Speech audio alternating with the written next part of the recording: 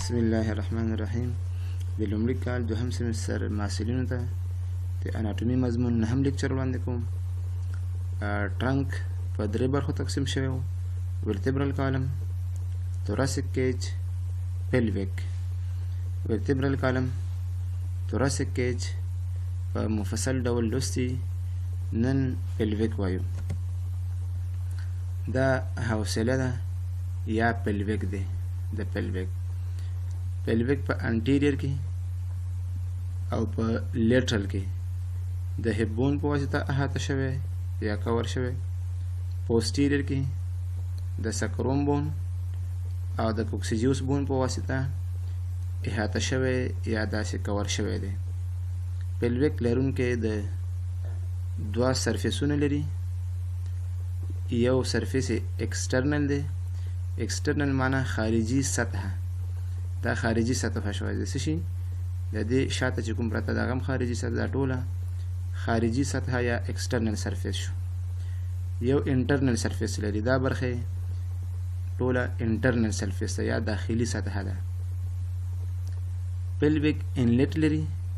دا خط چې کوم دی pelvic inlet رسم شوی دی، یعنی دخولي فوهه ده. یو pelvic outlet لري، خروجي فوهه ده چې پر روانې سلیډونو کې مو وایو چې دا د څه شي نه تشکیل شوي دي. لومړی راځو د pelvic external surface یا خارجي سطحې ته. خارجي سطحه دا ټوله ده، دا ټوله برخه خارجي سطحه ده. مونږ اوس د خارجي سطحه په درې برخو باندې ویشو تر څو چې د خارجي سطحې هره برخه د کومو ساختمانونو په واسطه جوړه شوې ده. یعنی په دې معنی چې د ایکسټرنل سرفیس انټیریر کې کوم ساختمانونه دي، په لیټرل کې کوم ساختمانونه دي او په پوسټیریر کې کوم ساختمانونه دي. یعنی هدف دا لیټرل سرفیس ته مګر د لیټرل دا ایکسټرنل سرفیس ته مګر د ایکسټرنل سرفیس انټیریر پارت دی. کوم پارت دی؟ انټیریر. مو په اندې بحث کوو چې په انټیریر د ایکسټرنل سرفیس په انټیریر پارت کې دلته څه شی موجود دي. دوهم لیټرل پارت دی.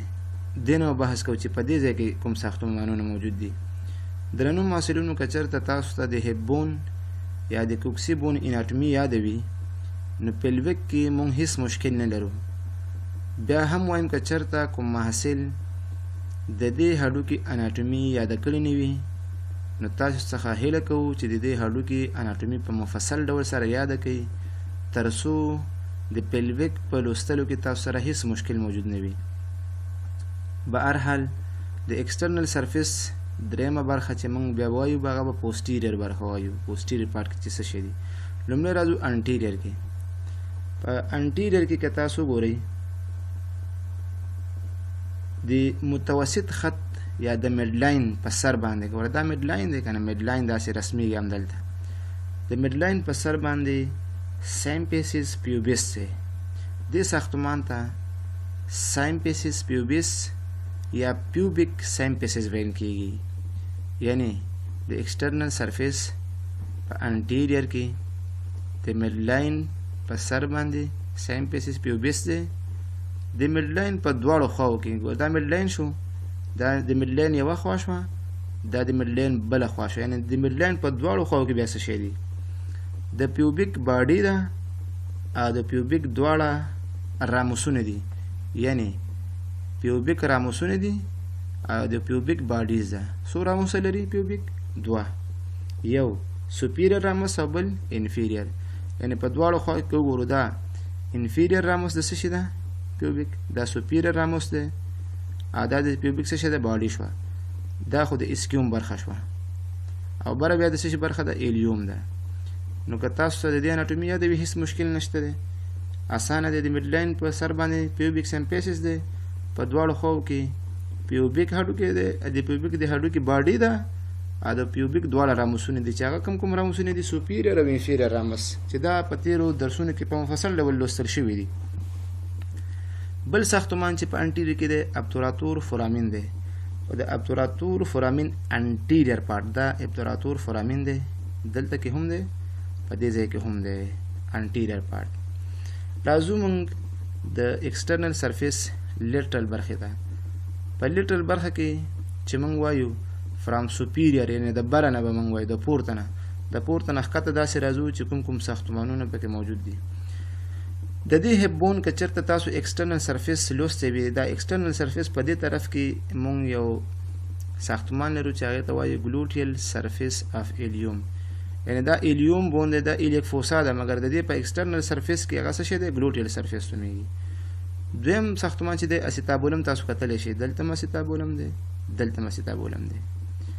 دریم ساختمان چې کوم دی اسکیل تیوبریسیټي ده، موږ څه کتلی شو اسکیل تیوبریسیټي کتلی شو.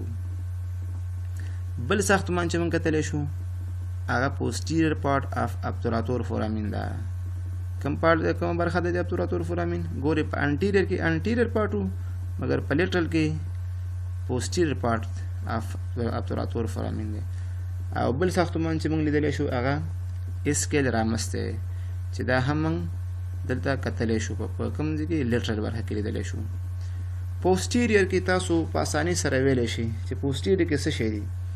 په پوسټیریور کې کوم ساختمانونه موقعیت لري؟ په پوسټیریور کې دا کوم هډوکی دی؟ سکروم.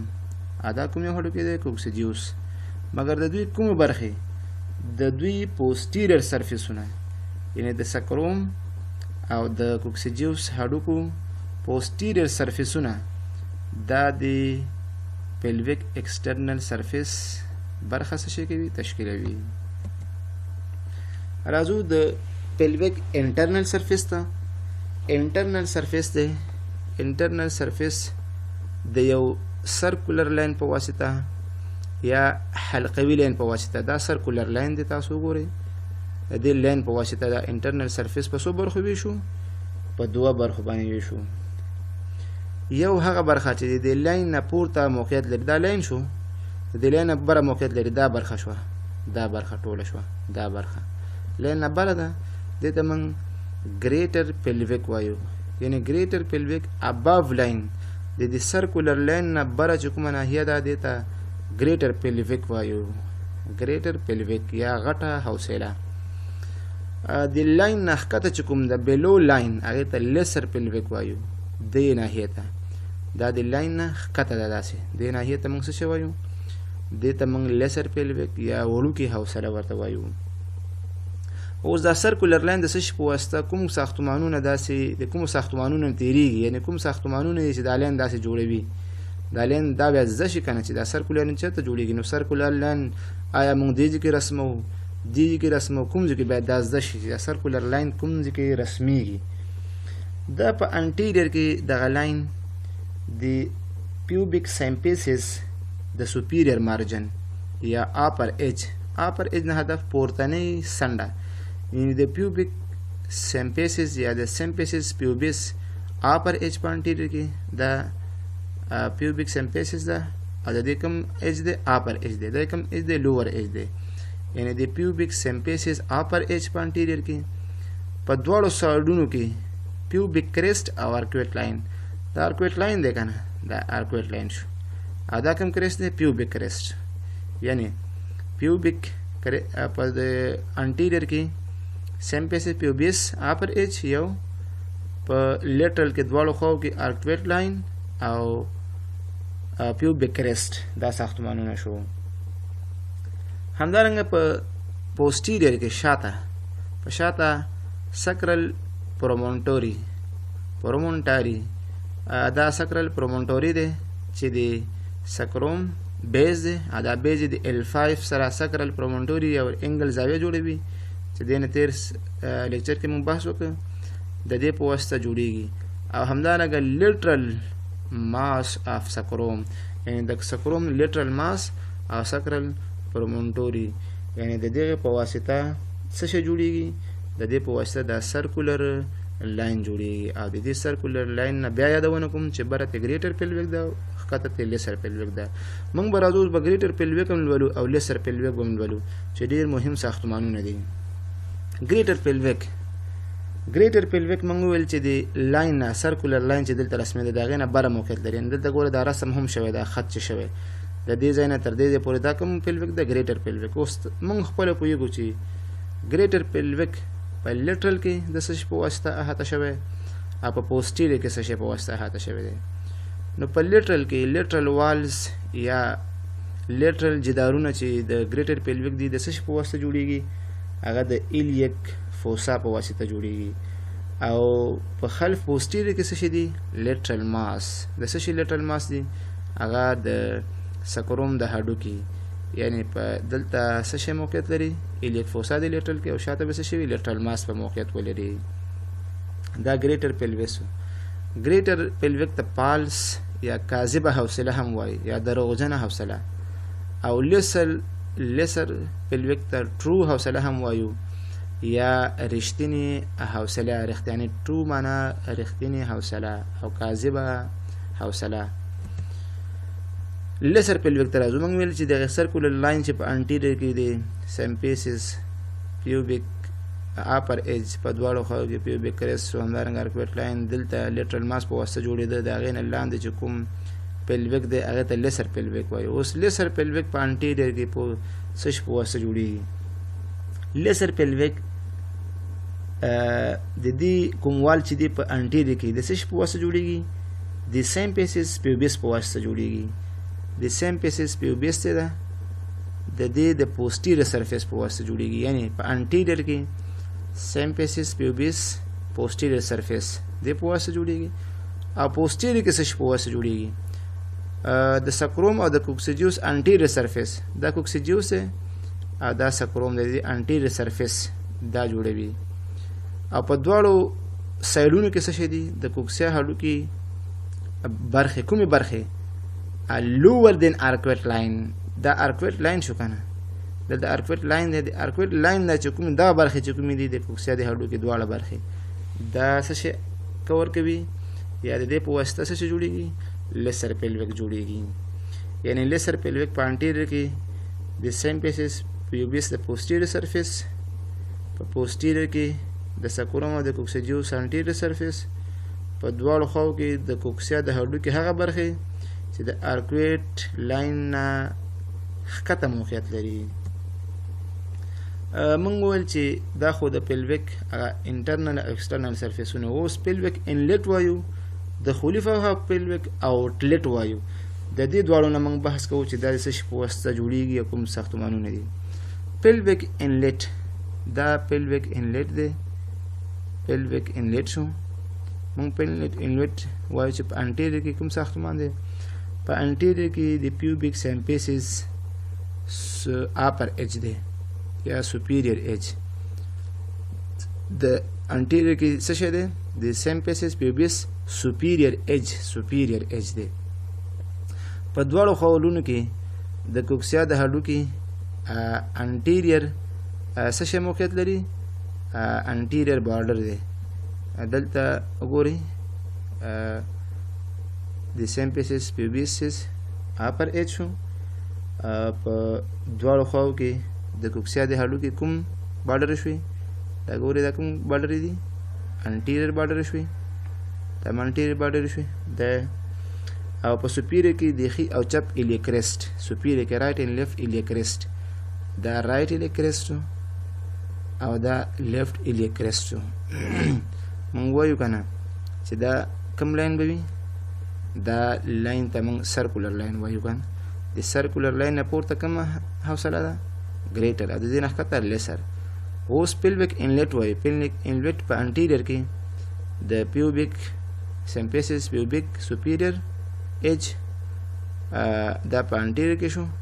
په دواړو خواو کې د کوکسیا انټیریور بارډر د انټیریور بارډرونو شو. او په سپیریور کې رایټ او لیفټ ایلیک کریسټ شو. په پوسټیریور کې څه شی موقعیت لري؟ د سکروم د هډوکي کوم ماسز؟ لیټرل ماسز. دا پکې څه شی ولري؟ موقعیت ولري. پیلویک اوټلیټ ته راځو یا خروجي فوهه. دا ګورئ دا خو پیلویک انلیټ موږ د دې نه ولوسته. اوس پیلویک اوټلیټ وایو یعنی خروجي فوهه. خروجي فوهه د حوصلې د خروجي فوهې په انټیریور کې څه شی موقعیت لري؟ پیوبیک سمپیسس کوم مارجن؟ هلته اپر مارجن و. اپر مارجن و دلته. مګر دلته کوم مارجن دی؟ دلته انفیریئر مارجن دی یا انفیریئر بارډر یا انفیریئر پارټس. د انټیریئر کې د سیمپیسس پیوبیس انفیریئر بارډر یا انفیریئر ایج سنډ یا سوکا دا موقعیت لري. په دواړو خواو کې د کوکسیا د هډوکي انفیریئر باډي او اسکیل تیوبریسټي. دا انفیریئر باډي دا اسکیل تیوبریسټي دا به څه شی ولري؟ اسکیل تیوبریسټي او دا انفیریئر بارډر د کوکسیا. په پوسټیریئر کې به څه شی موقعیت ولري؟ پوسټیریئر کې اپیکس آف د کوم هډوکي؟ د کوکسیجیوس هډوکي. د کوکسیجیوس اپیکس به څه شی ولري؟ موقعیت به ولري. یو بل نوٹ داسې یاداشت کړئ چې سکروتیوبروس لیګامنټ دی. دې لیګامنټ ته سکروتیوبروس لیګامنټ وایو. سکروتیوبروس لیګامنټ دا چېرته موقعیت لري؟ بټوین کوکسیجیوس بون ان اسکیل تیوبریسټي. دا اسکیل تیوبریسټي ده او دا کوکسیجیوس بون. د دې کوکسیجیوس بون او د اسکیل تیوبریسټي ترمنځ یا د دې په مابین کې چې کوم لیګامنټ دی دا لیګامنټ شو دلته موقعیت لري، یعنې رایټ او لیفټ دواړو طرفونو ته شته دی. دې ته سکروتیوبروس لیګامنټ موږ څه شی وایو؟ موږ وایو پیلویک ډیامیټر وایو. پیلویک حوصلې ته ویل کېږي او ډیامیټر قطر، یعنې د دې هغه ډیامیټر موږ وایو چې انټیریو پوسټیریو ډیامیټر څنګه دی. ابلیک ډیامیټر وایو موږ، دا ټرانورس ډیامیټر دا به موږ وایو. یعنې که دا حوصله وي د دې ګورئ داسې کم دغه شوه ټرانورس شو، انټیریو پوسټیریو شو، همدارنګه ابلیک څه شی شو؟ ابلیک ډیامیټر شو. د دې نه موږ بحث کوو. کله چې موږ د پیلویک ډیامیټرونه بحث کوو موږ به پیلویک یعنې کله چې د دې نه موږ بحث کوو موږ په دوه حالتو کې، یعنې چې کله په پیلویک کې ماشوم وي هغې ته کوم دغه ویل کېږي؟ هغې ته آبسټیټریک ډیامیټر وایو موږ، یعنې هغې ته بیا موږ څه شی وایو؟ آبسټیټریک ډیامیټر.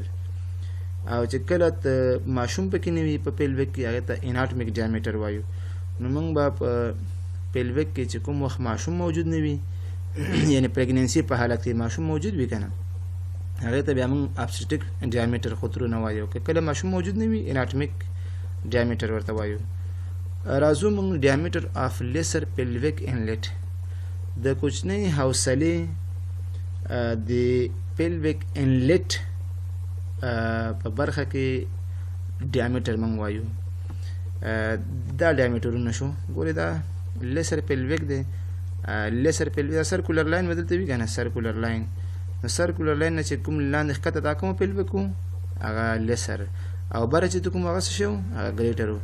نو د لیسر پیلویک موږ څه شی وایو؟ د لیسر پیلویک په کومه برخه کې؟ په پیلویک انلیټ کې موږ ډیامیټرونه وایو چې ډېر مهم دي. انټیریو پوسټیریو ډیامیټر وایو. انټیریو پوسټیریو ډیامیټر د کوم ځای نه کوم ځای پورې شروع کېږي؟ اول تاسو د دې کې وایم بیا سلیډ کې درته ښیم. دا چې کوم دی د سکرل پرومونټوري د انټیریئر مارجن له میډل نه شروع کېږي تر کوم ځای پورې؟ تر سیمپیسس پیوبیس د سوپیریئر مارجن تر میډل پورې دا څه شی کېږي؟ حسابېږي یا د دې پورې دا رسمیږي. ښه اناټومیکل ډیامیټر څومره دی؟ دا معنا چې کله په پیلویک کې ماشوم نه وي نو په میل کې 10 سانتي متر دا څه شی لري؟ اوږدوالی لري. په فیمیل کې 11.2 سانتي متر څه شی لري؟ اوږدوالی لري. او ابسټیټریک ډیامیټر چې کله ماشوم موجود وي یا ډیورینګ پریګننسي نو بیا به 10.5 سانتي متر به څه شی ولري؟ ډیامیټر به ولري. راځو دې ځای ته. دا چې کوم ډیامیټر دی دا ډیامیټر د کوم ځای نه کوم ځای پورې دی؟ د سکرل پرومونټوري د انټیریئر مارجن. ګوره دا سکرل پرومونټوري دا انټیریئر مارجن شو، د دې پوسټیریئر مارجن دا دی. انټیریئر مارجن د کوم ځای؟ میډل نه. ګوره میډل نه شروع شو، د سایډ نه شروع کېږي، میډل نه شروع شو.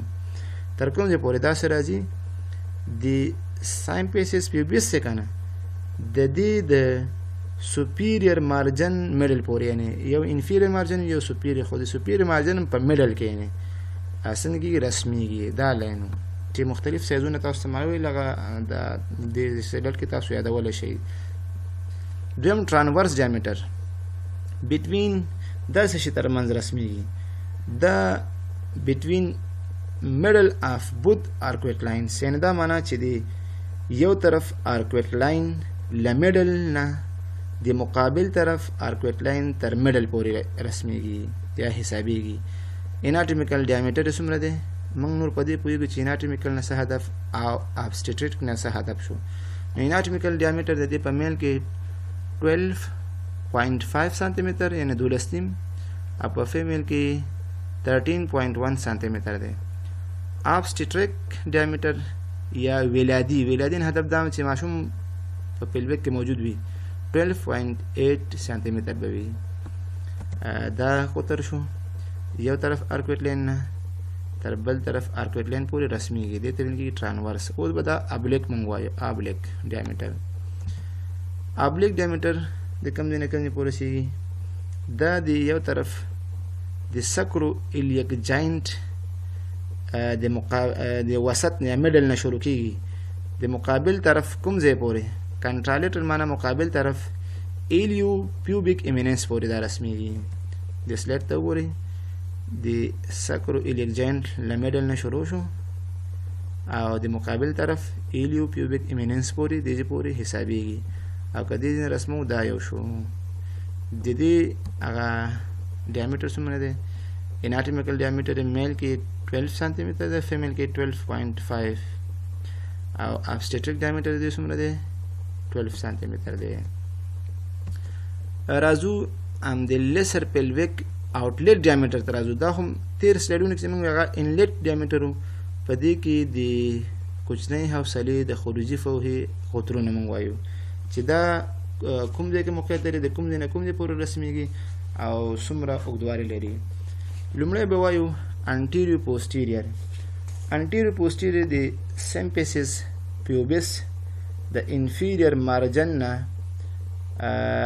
د coccygeus هډوکي تر apex پورې څنګه کېږي حسابېږي یعنی from inferior edge of symphysis pubis to apex of coccygeus anatomical diameter د دې په میل کې 10 سانتي متر په فیمیل کې 13 او obstetric diameter هم 13 دی لکه په دې سلایډ کې چې وګورئ دا ګوره اوس موږ د inferior نه تصویر اخیستی دی د symphysis pubis inferior margin یا inferior یا lower edge او د coccygeus apex دا چې کوم دی دې پورې رسمیږي مختلف سایزونه تاسو ته ما ویل